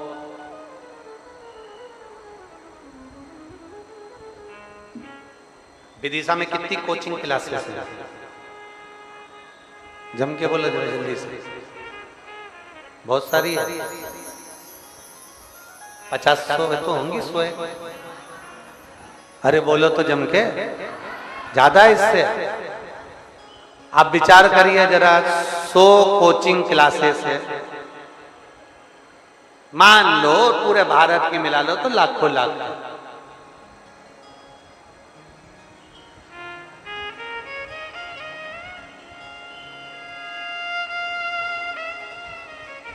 कोचिंग वाले लाखों हैं, ज्ञान देने वाले करोड़ों हैं, पर उन्नति की सीढ़ी पर वही चढ़ता है जो स्वयं मेहनत कर कर आगे बढ़ता है।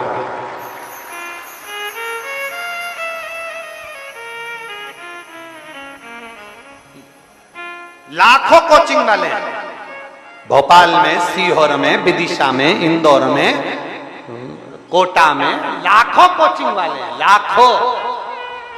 और ज्ञान देने वाले भी करोड़ों हैं। ढेर बच्चे पढ़ते हैं, ढेर कोचिंग जाते हैं। कोचिंग पढ़ने से ज्यादा जरूरी है अपने स्वयं की मेहनत, अपने स्वयं की लगन, अपने स्वयं का कर्म। कोचिंग वाला पढ़ा देगा, ट्यूशन वाला पढ़ा देगा, ज्ञान वाला ज्ञान दे देगा, पर आप खुद मेहनती ना करो, आप खुद आगे बढ़ने का प्रयास ही ना करो, तो कोचिंग वाला क्या घोल के पिला देगा? अपनी लगन, अपनी मेहनत, अपनी लगन होना चाहिए, अपनी मेहनत होना चाहिए।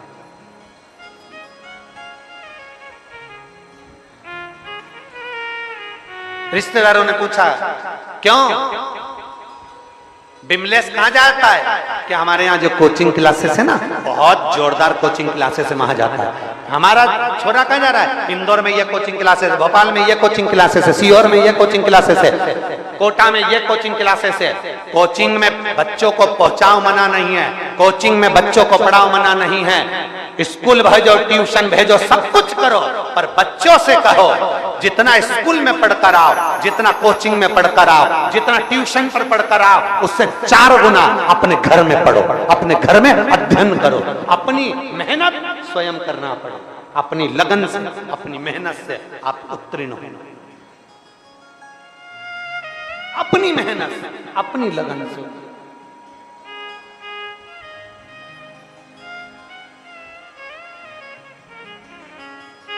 और जब आपकी लगन भी तो होना चाहिए भगवान के चरण। एक पत्र है, देखिए, मेरा नाम मीना दांगी है, पति का नाम बद्री नारायण सिंह ठाकुर, निवासी मड़ता सुल्तान तहसील खुरई। मंडना सुल्तान लिखा है कि मड़ता सुल्तान, अब जो भी हो, यहाँ आप लोग टीवी पे पढ़ लो नाम हो, ठीक है। हम गड़बड़ बोल देंगे तो कहोगे महाराज जी ने हमारे गांव का नाम गड़बड़ बोल दिया, ठीक है। मेरा नाम मीना दांगी, पति बद्री नारायण सिंह ठाकुर, निवासी डैश डैश सुल्तान तहसील खुरई, जिला सागर, मध्य प्रदेश। कहीं बैठे हो तो हाथ हिला सकते हैं, अगर कहीं बैठे हो तो हाथ हिला सकते हैं। मेरा नाम मीना दांगी है, पति बद्री नारायण सिंह ठाकुर, निवासी डैश डैश सुल्तान तहसील खुरई, जिला सागर। मेरे पति को गले में गांठ थी, गांठ को मंडी बमोरा में डॉक्टर को दिखाया तो मंडी बमोरा के डॉक्टर ने उन्हें बताया जांच करवा लो। हम बाहर दिखाने के लिए उनको सागर लेकर गए, सागर में डॉक्टर को दिखाया तो उन्होंने भी बोल दिया कि इसको बाहर ले जाओ। हम उनको इंदौर ले गए। कहीं बैठी हैं क्या? कहीं बैठी हो तो बेलपत्र लेने आ सकती हैं। हम उनको इंदौर ले गए, इंदौर में दिखाया, सारी जांचें शुरू हो गई और सारी जांचें होने के बाद मालूम पड़ा कि डॉक्टर ने उनको लिम्फोमा ब्लड कैंसर बता दिया। लिम्फोमा ब्लड कैंसर बताया, हम लोग टूट गए, आंखों से आंसू बहने लगे, रोने लगे। पूरी रात रोई गुरुदेव, बड़ा दुख हो गया कि ब्लड कैंसर, लिम्फोमा। आपकी कथा टीवी पर कुछ महीने पहले ही सुनना प्रारंभ करा, तब आपकी कथा सुन के बड़ी हिम्मत मिलती है। तो मैंने अपने पति से और परिवार वालों से कहा चिंता मत करो, सीहोर वाला महाराज कहता है शंकर पर विश्वास करना, वो साथ देगा। अपन शिव के मंदिर जाया करेंगे, शंकर को जल चढ़ाएंगे। इंदौर में डॉक्टर ने कीमोथेरेपी का बोल दिया और उन्होंने कहा कि कीमोथेरेपी कराइए। हमने इंदौर में कीमोथेरेपी नहीं कराई और हम अपने पति को लेकर मुंबई के टाटा मेमोरियल हॉस्पिटल में ले जाने की तैयारी करने लगे। जब टाटा मेमोरियल हॉस्पिटल में ले जाने की तैयारी करने लगे तो मेरा बेटा बोला, मम्मी इंदौर और खुरई के बीच में सीहोर पड़ता है। सीहोर वाला महाराज जब कथा में कहता है कि सीहोर का कंकर शंकर है और वहां का रुद्राक्ष का जल अमृत के तुल्य है, तो अपन सीहोर उतर जाते हैं। हम इंदौर से अपने पति को लेकर खुरई आ रहे थे और हम सीहोर उतर गए। सीहोर में उतरकर हम बाईपास से सीधे कुबरेश्वर धाम गए, जहां मैंने अपने पति से कंकर शंकर की पूजन कराई और रुद्राक्ष लिया और हम उस रुद्राक्ष को शिव जी का जल चढ़ाकर पति को पिला दिए। 3 दिन बाद हमारा रिजर्वेशन मुंबई टाटा मेमोरियल के लिए था। हमने अपने पति को जल पिलाया और रुद्राक्ष उनके पानी की बोतल में डाल दिया। पानी को लेकर और पति को पानी पिलाते पिलाते हम मुंबई ले गए। मुंबई में हम 20 से 25 दिन रुके और 20 से 25 दिन तक जब हम मुंबई में रुके, 25 दिन तक मेरे पति की जांच हुई और जांच होने पर हम रोज रुद्राक्ष का जल जब पति को पिलाते थे तो कहते थे बाबा बस तू संभाल लेना। और बाबा ने ऐसी कृपा करी, मुंबई के डॉक्टरों की रिपोर्ट आई और उसमें कह दिया गया इनको ब्लड कैंसर नहीं है। मैं बाबा को यहां प्रणाम करने के लिए, इनको ब्लड कैंसर नहीं है, मैं बाबा को प्रणाम करने के लिए आई हूं। मीना दांगी, पति श्री बद्री नारायण सिंह, ग्राम मड़ता, तहसील खुरई, जिला सागर, मध्य प्रदेश से हैं। कहीं बैठे हो तो आकर बेलपत्र लेकर जा सकते हैं। ये शिव तत्व है।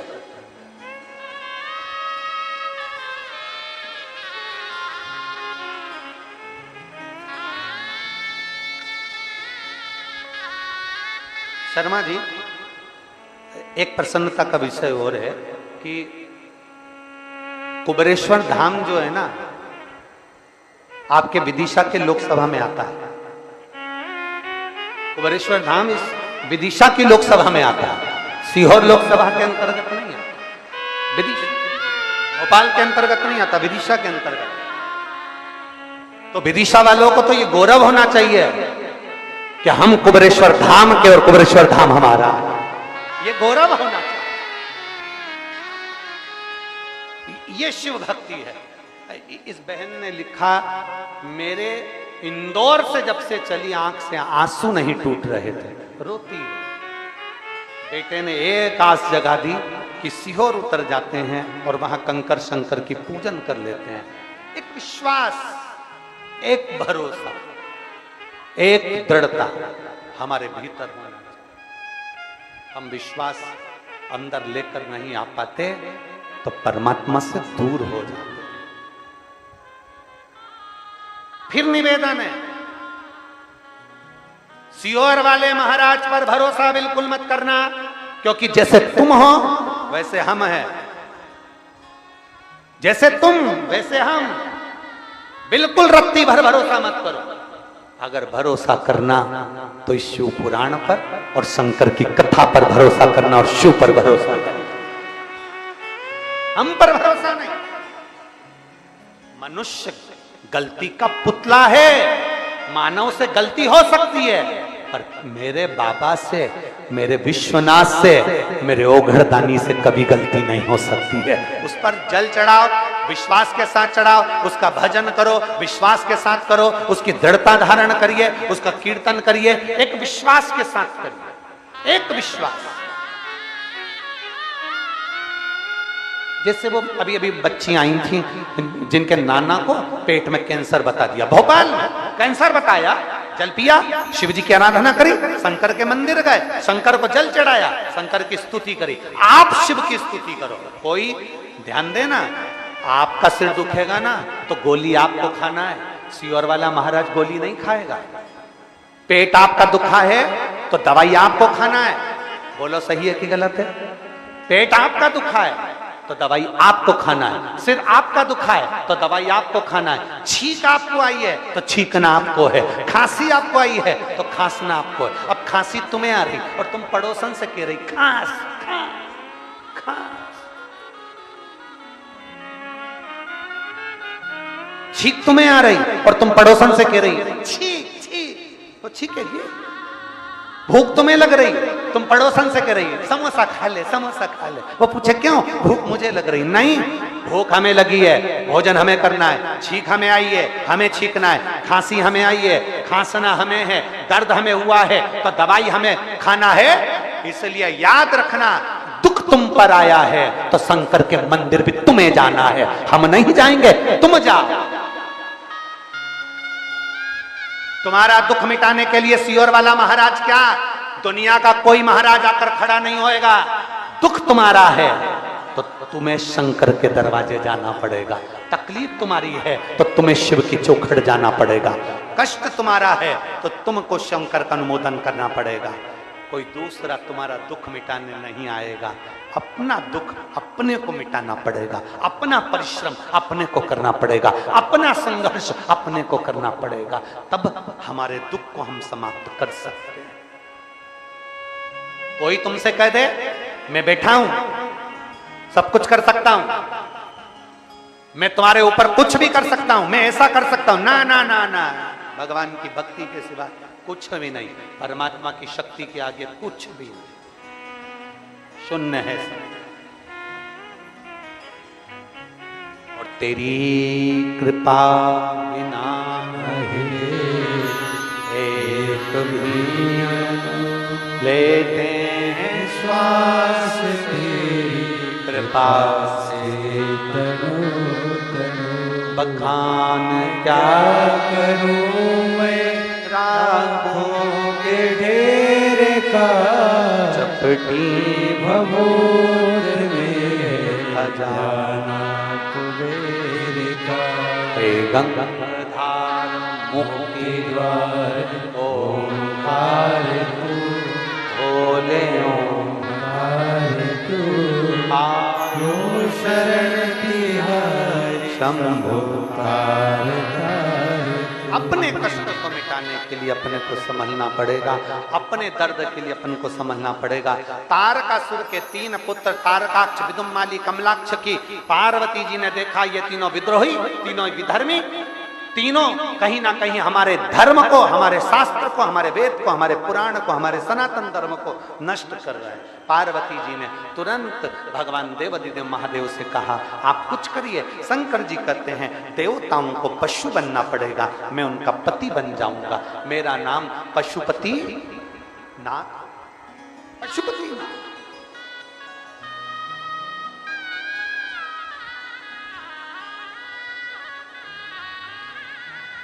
पाशुपत्य अस्त्र,